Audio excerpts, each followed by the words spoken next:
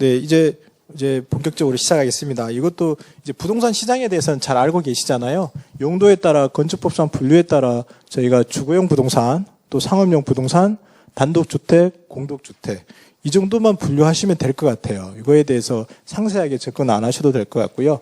보통 고객분들이 오셔서 뭐 단독주택과 다가구주택, 다세대주택의 차이점에 대해서 물어봐요. 근데 이제 다가구주택은 뭐고, 저희가 다세대주택이 뭔지에 대해서만 조금 구분해 주시면 좋을 것 같아요. 이제 단독주택 안에는 다중주택이라고 있어요. 저희가 보통 말하는 원룸주택 있죠. 그러니까 단독주택은 3층 이하라고 생각하시면 돼요. 3층이 넘어가면 다 다세대주택이 됩니다. 그런데 3층을 안 넘기는 방법이 있겠죠. 예를 들면 중간에 뭐 근린 생활시설이나 사무소 이런 것들을 끼워 넣을 수 있잖아요. 그럼 층수가 하나 더 올릴 수 있어요. 아니면 반지층 같은 것도 넣을 수 있습니다. 그래서 보통 많이 쓰는 게 다중주택에 그런 형식으로 해서 층수가 더 올라갑니다. 대신 임대 효율은 높일 수 있는데 또 단점이 있어요. 임대 수익이 높은 반면에 나중에 매매할 때 저희들이 이렇게 불법 증축하거나 또 뭐 요즘은 저희가 실질과세 원칙에 의해서 주택으로 사용하면 주택으로 보잖아요. 그러면 주택으로 근린 생활시설을 주택으로 사용하게 되면 그게 주택으로 보면 어떻게 되냐면 이제 4층, 5층이 되잖아요. 4층, 5층이 되면 그걸 집이 5개로 보느냐 아니면 다중주택 같은 경우에는 한 호수마다 구분이 돼서 16호가 있다 그러면 16가구 주택으로 봅니다. 그럼 16세대가 되기 때문에 완전한 다주택자가 돼요. 세금 양도소득세를 납부할 때 다른 데 빼고요. 그런 경우의 수도 생기기 때문에 다중주택을 저희가 거래할 때나 아니면 매수하거나 또 저희가 할 때 좀 주의가 필요하겠죠. 근데 다중주택이 너무 좋아요. 왜냐하면 임대 수익이 가장 좋아요. 그런데 이런 부분들은 저희가 상식적으로 알고 있으면 좋겠습니다. 그리고 공동주택은 아파트가 5개층 이상이기 때문에 그럼 다세대 주택이나 이런 연립주택은 다 4층 이상이에요. 좀 이게 옛날에 지어진 거, 좀 그 부지가 넓은 거는 연립주택이고 부지가 작은 것들은 다세대 주택이에요. 그게 300평 정도 되겠죠. 그 정도 차이가 나는 거, 이렇게 차이 나는 거는 상식적으로 알고 계시면 좋겠습니다. 그리고 이제 중개사무소 개설에 대해서 이제 나중에 저희 현장에 오시면 저희 사무실에 있는 지도를 보고 이렇게 설명해 드릴 텐데, 중개사무소 개설하기 위해서는 먼저 내가 좀 모르는 지역도 괜찮고요. 내가 알고 있는 지역이면 더 좋겠죠. 그럴 때 만약에 아파트에 지금 저희가 한번 그 중개사무소를 개설하고 싶다. 제가 지금 근무하고 있는 곳이 삼원 아파트입니다. 대방역하고 지금 보라매역 사이에 병무청역이 이렇게 개통이 되어 있는데 신림선이 이렇게 되어 있을 때 삼원 아파트를 중심으로 해서 저희가 부동산 중개사무소를 개설하면 삼원 아파트가 메인이잖아요. 그럼 삼원 아파트 메인뿐만 아니라 저희가 이 근거리에 있는 아파트들을 대부분 저희의 거래할 수 있는 제일 많이 거래하는 지역이에요. 여기가 예를 들면 한 뭐 90%를 한다 그러면 나머지 이 주변 지역에서 한 20%를 하겠죠. 그러면 각 아파트마다 특성을 알아야 돼요. 근데 실제로 저희가 네이버 부동산이나 뭐 호갱노노나 아파트 실거래가 내용을 통해서도 알 수 있지만 이건 현장에서 많은 것들을 부딪혀봐야 이제 어떤 특성들을 알 수 있는데 저희가 요 하나를 알게 되면 그 주변을 다 알아야 된다는 의미에서 제가 말씀드린 거고요. 그럴 때 저희가 예를 들면 나는 아파트 부동산 중개사무소에 취업을 할 거야. 아니면 내가 오픈을 할 거야. 그랬을 때 이쪽 아파트 단지를 많이 돌아보잖아요. 그럴 때 어떤 아파트에 갈까? 자, 신축 단지, 여기 신길 뉴타운의 신길 뉴타운인 신축 단지에 가서 할 건가? 아니면 삼원 아파트처럼 뭐 25년 된 구축 단지에 갈 건가? 아니면 여기 옆에 또 입주한 뭐 완전 신축 이런 신길 더샵 같은 데 가서 입주장을 할 건가, 여러 가지 경우의 수가 있겠죠. 우리가 볼 때는 아파트 그냥 아파트지만 제가 뭐 여기 반포, 여기 강남에서 가까운 반포 같은 경우도 예를 들면 원베일리에 입주장을 할 건가, 입주장을 하려면 저희가 생면 부지 상태에서 가서는 안 되잖아요. 그러니까 업무를 알아야 되고, 왜냐하면 홍보를 해야 되고, 또 그 조합원들이나 분양 받은 사람들 명단을 또 입수를 해야 돼요. 또 명단 입수해서 전화 작업을 해야 되고 할 게 너무 많아요. 그런 부분들에 대해서 경험을 쌓고 도전해야 되겠죠. 그러면 이런 여러 가지 이렇게 맵을 그려서 여기에 계신 분들이 이렇게 병무청역 맞은편에 있는 대방동에 대방 대림 아파트를 갈 때는 구축인데도 여기가 그 학군이 좋기 때문에 굉장히 인기가 좋아요. 가격은 거의 뭐 여기 4만 아파트가 매매가가 예를 들면 25평이 34평이 11억이다. 그럼 여기는 25평이 11억 하거든요. 이렇게 이제 가격 같은 것도 이제 연계해서 잘 암기할 수도 있고, 그래서 요거는 단계별 이제 마인드맵을 한번 그릴 수 있도록 나중에 한 번 더 설명드릴게요. 예. 그럴 때 이제 중개사무소를 개설할 때 저희가 먼저는 어떤 중개 대상물을 할 것인가. 만약에 지금 아파트도 있고 일반 주택도 있고요. 상가도 있고 또 토지도 있고 뭐 지식산업센터도 있습니다. 그런데 가장 많은 게 뭘 것 같습니까? 주거용 부동산이겠죠. 주거용 부동산이 가장 많고요. 그리고 나서 어떤 걸 할 거 자기한테 또 맞는 게 있어요. 그래서 제가 이제 그냥 경험적으로 여기 논술은 해봤어요.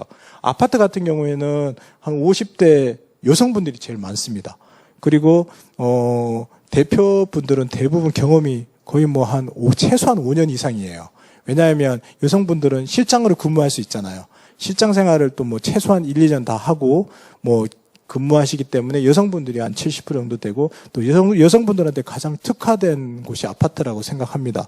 왜냐하면 자녀들을 키우면서 아파트 단지에 계신 분들하고 이 대화의 소재도 많고 또 친밀감을 빨리 표현하기 때문에 그래서 물건을 또 고객을 또 이렇게 하기에는 여성분들이 잘 맞고요. 50대 분들이 제일 많은 것 같고요.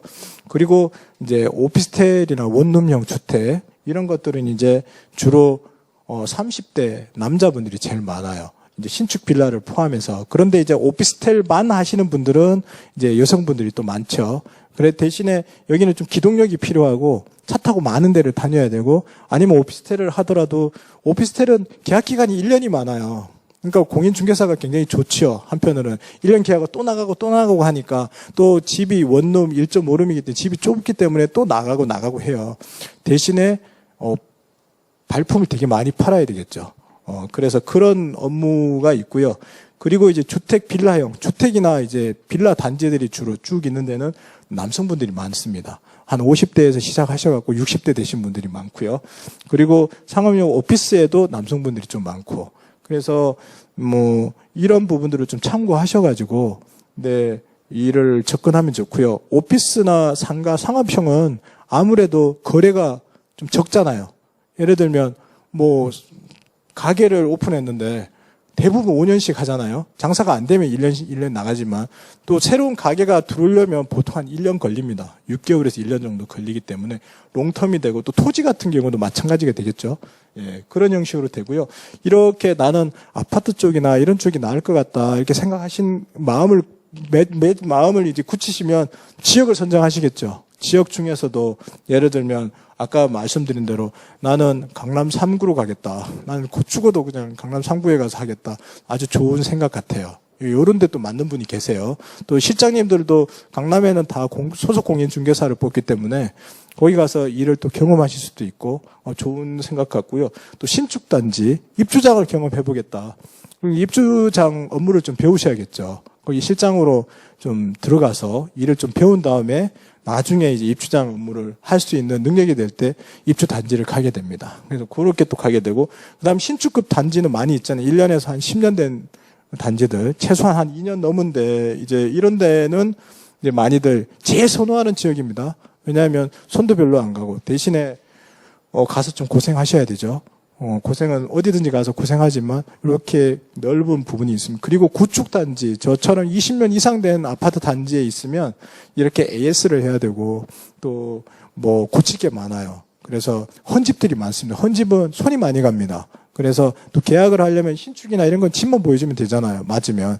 근데 구축은 수리 상태에 따라서 또 계약 여부도 많이 결정되기 때문에 대신에 호재가 있어요. 나중에 좀 지나면 리모델링이나 재건축 이슈는 있는데 그건 30년이 또 넘어야 되기 때문에 그때 이렇게 구축단지 이게 경쟁력입니다. 경쟁력.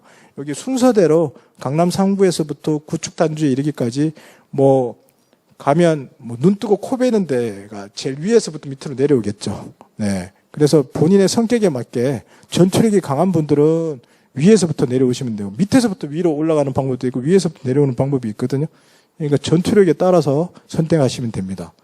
근데 이제 대부분 이렇게 처음 공인중개사 오픈하신 분들 또 1, 2년 차 공인중개사 하신 분들이 제일 선호하는 분들이 어디냐면 요렇게 신축급이나 신축 단지를 되게 좋아합니다. 좀 오해하는 부분이 있는데 거기는 경쟁자가 없다고 생각해요. 다 처음이니까 뭐 그냥 가서 하면 되지 않겠냐. 두 번째는 시설이 좋잖아요. 깨끗하고 뭐 내 집보다도 깨끗하고 좋으니까 여기서 내가 한 10년을 하겠다 들어가시는데 사실은 여기 신축 단지에 들어가신 분들은 그 단지가 재개발이나 재건축 되기 전부터 거기서 터를 닦았던 분들이 많고요. 그래서 그 주인들을 많이 알고 있는 분이 있겠죠. 두 번째는 그런 게 없더라도 뭐 인터넷 홍보라든가 뭐 이거 전투력이 아주 가열찬 분들이 또 오십니다. 또 경력이 한 10년 정도 되신 분들이 여기 와서 자리를 잡습니다. 그런 분들하고 경쟁을 해야 돼요. 근데 전투력이 강하면 저는 전투력 강한 분들은 이런 데 가서 일하기를 추천해 드립니다. 그래서 그렇게 하시면 되고 이제 오피스텔 원룸형은 주로 상업 지역에 많이 펼쳐져 있거든요. 그래서 소규모 아파트 단지하고 연계되어 있기 때문에 처음 하시는 분들한테는 저는 여기가 제일 좋은 것 같아요. 여기가 좀 여성 남성분한테 제일 좋고 그 다음에 부담 없이 주택 빌라형도 좋습니다. 주택 빌라형은 어디나 가나 주택은 거래가 많습니다. 또 이렇게 방 2개, 방 3개 대신에 뭐 월세 300에 30, 500에 40 이런 게 많아요. 그러면 다리품을 많이 팔아야 돼요. 그리고 아파트는 월세가 단순하잖아요. 주택은 방 하나, 방 2개, 방 3개, 월세, 방 하나 전세, 방 2개 전세, 방 3개 전세. 그리고 빌라 월세, 빌라 전세, 또 빌라 매매, 뭐 그리고 주택 매매, 그리고 또 아파트도 알아야 되겠죠. 아파트가 굉장히 큰 손님이니까. 근데 주택에 계신 분, 이따가 설명해 드릴 텐데, 주택에서 오피스텔, 오피스텔에서 다시 뭐 다세대 주택에서 아파트로 갑니다. 이게 주차가 제일 크고요. 주택은 주차가 안 되잖아요. 주차 때문에 다들 다세대 주택 주차장이 있는 곳으로 또 옮기거든요. 근데 거기에 있으면 또 노후되고 또 자녀분들이 크면 집도 좁고 그러면 또 아파트로 옮기신단 말이에요. 그래서 그런 연결고리를 알고 이 고객들이 오면 집을 구해줘야 됩니다. 네. 요렇게 이제 뭐 지역과 이제 대상부라고 지역을 선택하잖아요. 선택하고 나면 이제 사무소를 개설해야 되는데 기존 부동산을 인수하는 방법이 있고 그냥 신규로 부동산을 개척하는 방법이 있겠죠. 그래서 둘 다 장단점이 있는데 저는 이제 처음 이제 초보 공인중개사한테는 기존 부동산 인수하는 걸 추천해 드립니다. 그러면 기존의 물건도 있고 기존의 고객도 있고 그리고 뭐 여기에 이제 뭐 지역 커뮤니티 같은 것도 있고요. 그래서 일을 좀 숙련 기간을 단축할 수 있거든요. 일 배우기가 쉬워요. 그래서 이렇게 하면 좋은데 신규로 부동산 개척하는 거는 조금 실장님 경험이 있거나 하신 분들이 하면 좋겠습니다. 특히나 뭐 이렇게 자격증 따시자마자 아파트 단지에 나는 뭐 혼자 한다. 가시면 한 6개월은 아마 계약을 하나도 못 할 거예요. 지금 상황에서는 거의 아마 1년을 못 할 수도 있습니다. 예. 근데 반드시 그런 건 아니고요. 그럴 수도 있다는 걸 말씀드리는 거고, 사무소를 그러면 또 오픈하게 되면 이게 나 혼자 할 건지 아니면 이게 뭐 소속 공인중개사나 또 우리 중개보조원과 함께 일을 할 것인지 아니면 제가 스스로 소속 공인중개사로 갈 것인지 아니면 우리 중개보조원으로 들어가실 건지 이런 것들은 좀 생각해 보셔야 돼요. 남자분들은 50대 이상 남자분들은 사실은 뽑아주는 데가 잘 없습니다. 뭐 아시는 분이나 아니면 뭐 상가 분양이나 이런 데가 아니면 아파트 안에서도 남자 공인중개사분들을 잘 안 뽑아주겠죠. 왜냐하면 금방 나가실 거니까 일 배우고 나갈 확률이 높기 때문에 다 그렇지는 않지만 그리고 또 대부분 여자 공인중개사가 대표이거나 그 소속 공인중개사이나 이렇잖아요. 그러니까 남자분들이 좀 일할 수 있는 영역은 조금 좁아요. 대신에 반드시 또 필요해요. 매매하거나 또 상가나 이런 또 계약서 작성하고 할 때 남자분들이 또 안정감을 주기 때문에 또 꼭 필요한데 집을 뭐 보여주거나 할 때 일단은 공인중개사 사무소에서 제가 남자잖아요. 남자 소속 공인중개사는 안 뽑게 됩니다. 제가 남자이기 때문에.